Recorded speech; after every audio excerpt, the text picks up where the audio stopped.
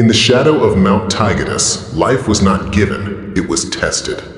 From the moment they were born, Spartan children faced a society that demanded perfection or nothing at all. Weakness was discarded, comfort was forbidden, love was a luxury that could not exist. At age 7, boys were ripped from their mother's arms, plunged into the Agoge, a crucible designed to forge warriors from flesh and fear. Hunger, pain, and relentless discipline were their teachers. Obedience was absolute, emotion irrelevant. They were trained to endure, to fight, to kill without hesitation. And in this ruthless machine, humanity itself was the first casualty. These were the children of Sparta, the men who would stand in phalanx, shields locked, facing death without flinching. Join us as we step into their world and witness the price of becoming a Spartan. Watch till the end and discover what it truly cost to belong to Sparta. The chill wind whispers across the Eurotas River, carrying with it the faint scent of olive groves and the distant echo of a martial drum. Sparta, not a city of grand monuments or towering walls, but a stark, almost brutal landscape sculpted by the very ethos of its people. Here, life was not a gentle unfolding, but a relentless forging, beginning not in joy, but in a cold, calculating assessment. The wail of a newborn, a fragile sound in the austere Spartan dwelling, was not met with immediate tenderness.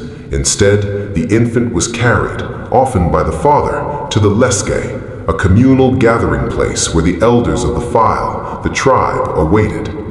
Their eyes, weathered and unyielding, scanned the tiny form. No deformity, no weakness, no sign of frailty was overlooked. This was the first and perhaps most critical judgment. A child deemed imperfect, too weak to endure the rigors that lay ahead, would not be permitted to live. The slopes of Mount Taygetus, a looming presence on the horizon, held a chasm known as the Apolypti, a place of finality for those who did not meet the impossible standard. It was not an act of malice, but of cold societal necessity, an early culling to ensure only the strongest would enter the Spartan experiment. The child approved, however, was returned to its mother, bathed in wine, and allowed a brief period of infancy, a fleeting respite before the inevitable. 7 years, a child's fleeting freedom, 7 years of maternal care, of the gentle comforts of family, a memory that would soon fade, replaced by a shared communal existence. At the age of 7, the world of the Spartan boy fractured. He was taken from his mother's embrace, from the familiar hearth, and plunged into the Agoge, the Spartan training system, a crucible designed to burn away individuality and forge an unbreakable link to the state. This separation was absolute. He would join a bua, a herd of boys, under the watchful eye of a paidonomos, an overseer. His new family would be his peers, his new home the barracks, a stark and unadorned space where warmth was a luxury and comfort a weakness. The days that followed were a relentless assault on the senses and the spirit. Hunger was a constant companion, a gnawing emptiness that spurred invention and daring. Food was deliberately scarce, designed not to starve, but to teach resourcefulness. The boys were encouraged, even expected, to steal from the surrounding farms. This was not a transgression, but a test. Success was met with a grudging respect, failure with brutal punishment. A boy caught stealing was not punished for the act of theft itself, but for his clumsiness, his inability to elude detection. The whip, wielded by older boys with a paidonomos, cracked across bare flesh, a searing reminder of the price of ineptitude. This constant pressure, this dance with deprivation, instilled a cunning, a stealth that would serve them well in battle, and a stoicism that would define their lives. Physical conditioning was paramount. The dusty training grounds, baked under the relentless Peloponnesian sun, bore witness to endless drills. Running, wrestling, jumping, throwing the javelin and discus. Every movement was honed, every muscle sculpted. Their bodies became instruments of war, lean and hard, capable of enduring immense pain and exertion. They marched barefoot in all seasons, their feet hardening to leather, their minds indifferent to discomfort.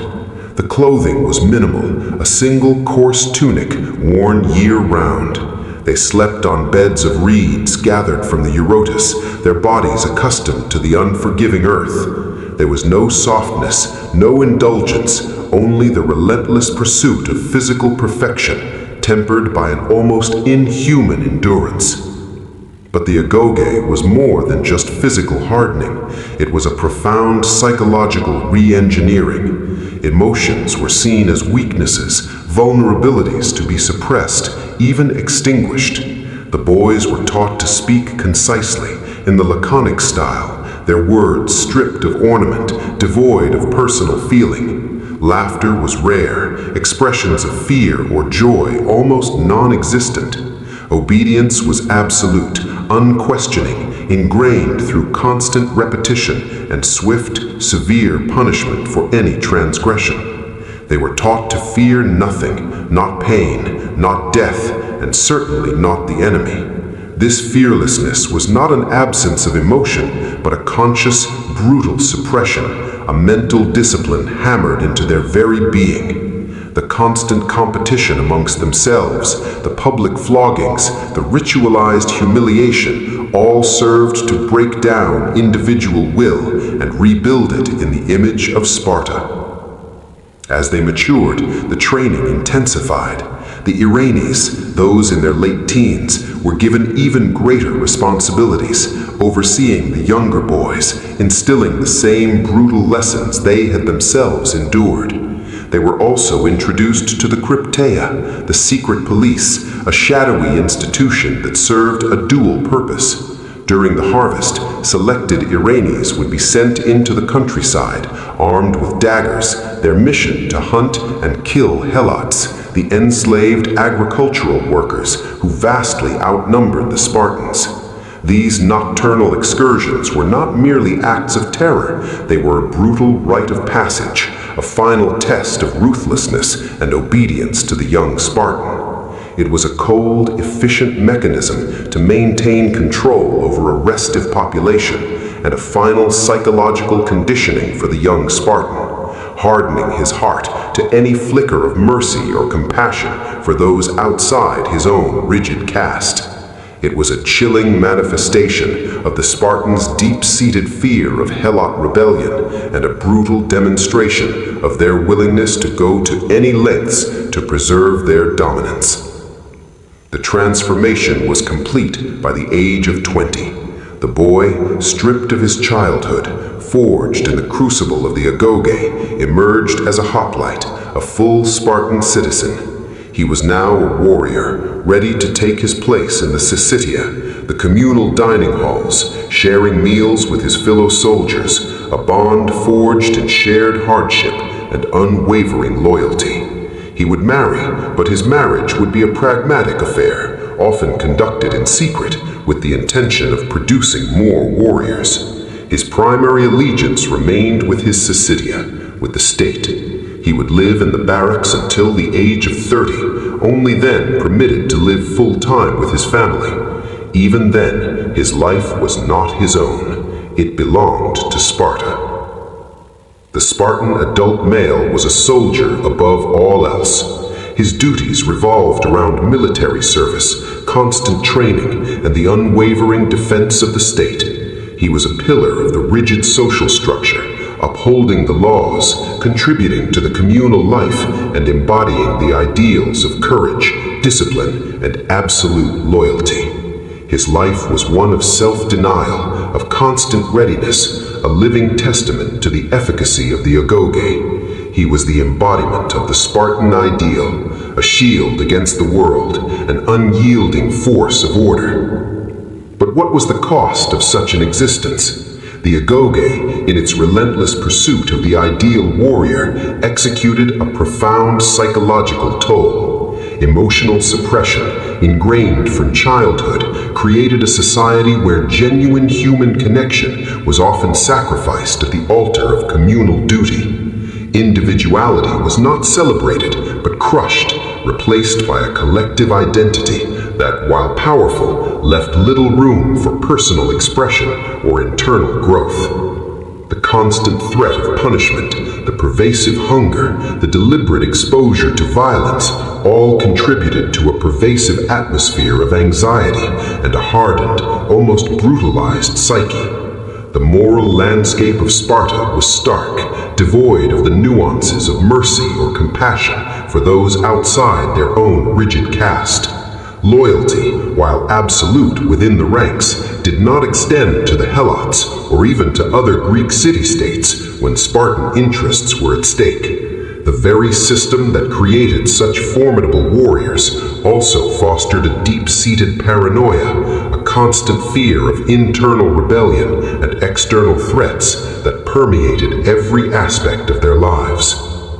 The fields outside Sparta, where young boys once ran barefoot, where men now honed their spears under the unforgiving sun, bear witness to this brutal experiment.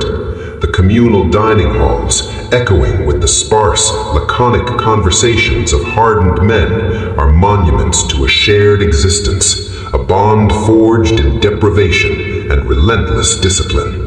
The very landscape of Laconia, stark and beautiful, reflects the Spartan spirit, resilient, unyielding, yet also profoundly isolated. The echoes of whips, the hushed whispers of the Krypteia, the silent stoicism of the Spartan face all speak of a society that achieved military supremacy at an immeasurable human cost.